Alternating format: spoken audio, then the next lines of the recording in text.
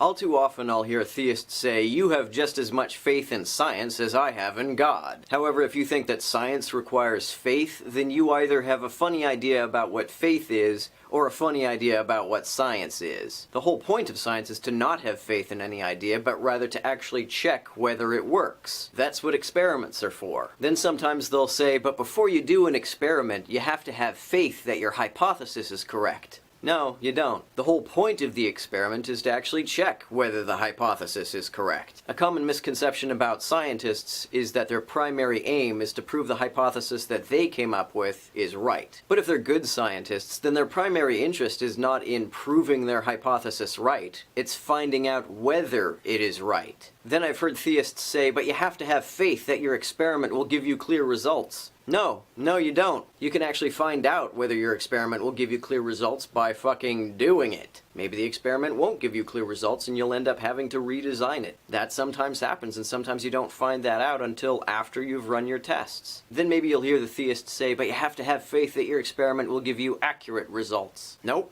That's why we have peer review. Submit your experiment to your peers, and if there are any clear mistakes, hopefully they will find them. Even if your experiment does get past peer review, if someone is still skeptical, they can repeat the experiment to see if they get the same results. If they do always get the same results, or if they do different experiments whose results corroborate yours, then you can be reasonably confident that your results are correct. If a hypothesis has been through all of that, and it still seems to work, then those who believe in it based on evidence, not on faith. Sometimes theists will say that we have faith in the laws of physics. That's also wrong. We believe in scientific laws because we haven't seen any exceptions to them. We believe in them based on that evidence, not on faith. I know Ray Comfort used to ask people, "Don't you have faith in your wife?" I'm not totally sure what that's supposed to mean, but I suspect it means that you trust that your wife won't leave you. I should hope that you don't just take that on faith. Because if you have to take it on faith that your significant other won't leave you, you probably shouldn't marry them in the first place. If you're going to get married, I would hope that your future husband or wife has actually given you evidence that you can trust them.